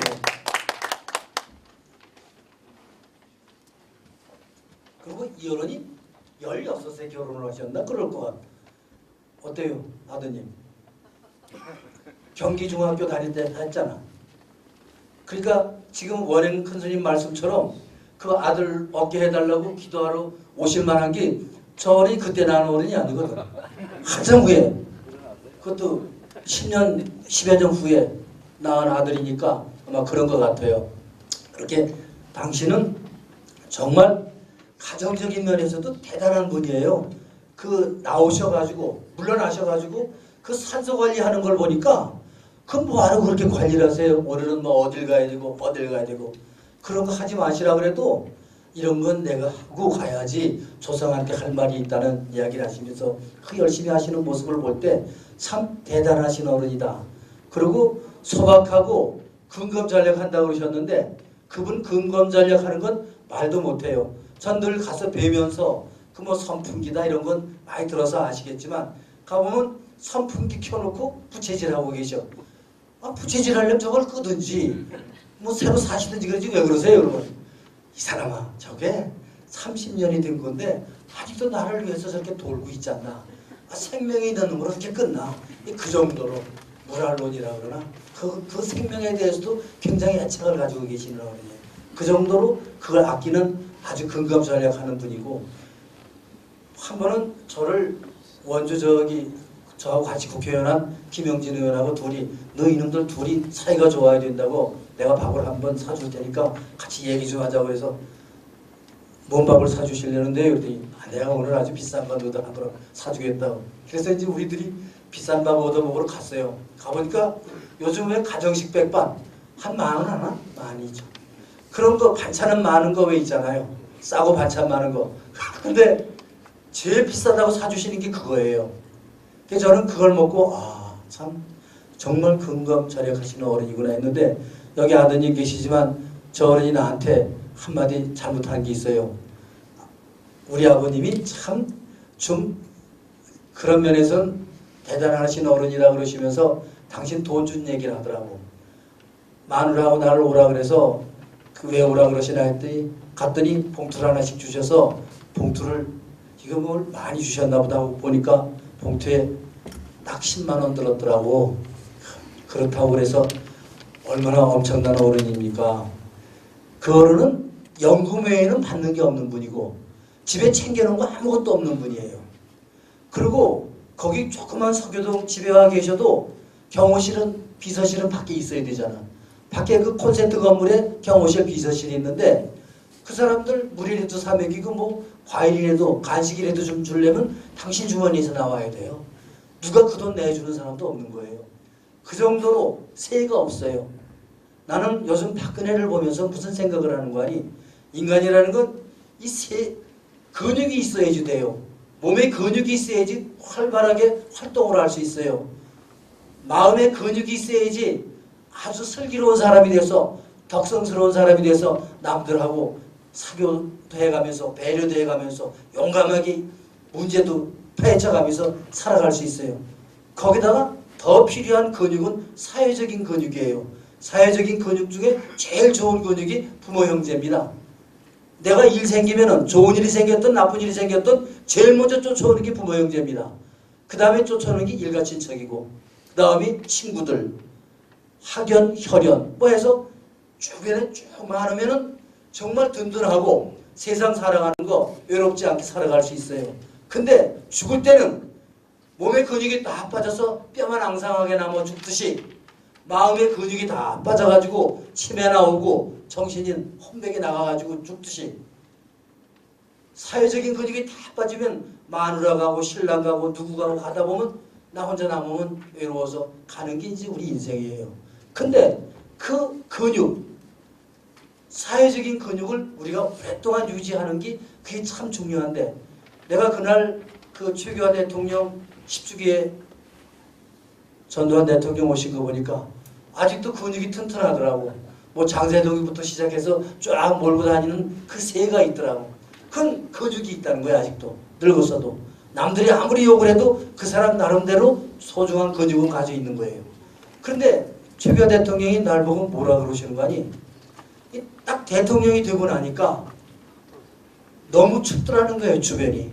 아무도 없으니까. 정말 나한테 그런 새만 좀 있으면은 내가 경상도나 전라도나 그리고 새가 있으면 그걸 혁파해 나갈 수가 있는데 새가 없으니까 이건 어떻게 옴치고 뛸 수가 없더라는 이 근육이 없으니까 참 힘들더라는 얘기를 하시는데 박근혜가 참모들을 대면도 안 해줘. 장관들하고 식사를 해도 장관들 드시라고 혼자가 먹어. 어느 한 곳에도 함께 있지 않고 혼자 독상 받아서 혼자 먹고 혼자 방관장 놀이하고 소꿉장난하고 애기 때하고 똑같은 소꿉장난을 사는 거예요. 그러니까 최순실하고 둘이 앉아가지고 소꿉장난한 거예요. 이 세상에 근육이라는 건 사회적인 근육인 최순실이라는 썩은 동아줄 하나밖에 없었어요. 그러니까 젓가락지가 되는 거예요. 이게 근육이 참 중요한 거예요. 근데 박근혜 사람이 그러하듯이 우리 최규하 대통령의 당신의 성장 과정을 보면요. 항상 정상에만 있으셨어요. 초등학교부터 대학까지 1등만 했어. 2등도 아니고 늘 정상에 있으니까 이렇게 혼자 앞을 보고 헤쳐나가는 거예요. 옆에 친구들이 받쳐주고 도와주고 하는 그런 패거리가 없었어. 패거리 없는 삶을 평생 사시다 보니까 공무원이 돼서도 과정도 내가 제일 먼저 되고 국장 남이 밟아보지 못한 전임 미담의 땅을 당신은 늘 밟고 그 자리를 밟고 가신 거예요. 대통령까지. 아까 뭐 우리나라에 우리 최규하 대통령 같은 분은 안 계실 거라 그랬지만 전 세계적으로 봐도 우리 최규하 대통령 같은 분 안 계세요. 그분 한 분이야. 과장, 국장, 차관, 장관, 총리, 대통령. 근데 미국의 대통령이 이번 트럼프같이 45대입니다. 45대 중에 쓸만한 대통령이 5명도 안 된대. 그 중에 제일 쓸만한 대통령이 누구냐면은 조지 워싱턴이래요. 조지 워싱턴이 왜 쓸만한 대통령이냐 그랬더니 8년 독립전쟁도 승리로 이끌었지만 그 처음 초대 대통령을 하면서 미국의 기반을 제대로 타죠. 선거구사의 그 정신으로 기본에 충실한 정신으로 미국을 탁 반석 위에 올려놓고 대통령을 한 번 더 하십시오. 그러니까 아니요 나 이제 됐어. 그리고 안 한다는 당선되실 수 있는데 당선이 문제가 아니라 대통령이라는 자리 권한이라는 것은 짐이지 누리는 게 아닐세. 그 짐은 부담이 되면 내려놓고 나오는 거지. 누리려면 한없이 누릴 수 있겠지만 대통령은 권한이라는 건 누리는 게 아니기 때문에 난 내려가겠네. 그래서 대통령 자리를 짐이라고 생각하고 넣고 나오셨어요. 우리 최규하 대통령도 똑같은 생각입니다. 8개월 동안 하시면서 당신 나름대로 혼신의 힘을 다 하셨어요. 그리고 세계적으로 영어 그분보다 뭐 이승만 박사보다도 더 잘한다고 할 정도로 영어도 잘하시는 어른이지만 그분이 그 많은 업적을 남겼어도 대통령이라는 자리에서 서로 치고받고 죽이고 살리고 뭐 그 누구야? 이희성? 이희성이하고 전두환 쌈박질 하나 거기다 또 5.18 해가지고 저끼리 치고받고 하지 않나. 너무너무 골아픈 그런 상황에서 당신의 힘으로는 당신이 그 짐을 지고 가기에는 당신이 이건 아니라고 생각했기 때문에 대통령을 누리는 거고 하면 더 하시겠지. 그렇지만 과감하게 내려놓고 나오실 수 있었다는 것은 우리 최규하 대통령의 성품이 그러한 성품이라고 생각을 합니다. 여러분 이 위대한 최규하 대통령 내가 드리고 싶은 말씀 많은데 시간 다 됐다고 빨리 끝내라고 해서 끝내는데 여러분들 그거는 앞으로 많이 자녀들한테도 그렇고요. 그렇게 모범이 되는 어른이 안 계십니다. 진짜 시험지로 말하면 모범답안입니다. 이 모범답안 대표선수, 대통령, 대표 공무원을 그렇게 폄하하는 일이 없도록 해주셨으면 하겠습니다. 감사합니다.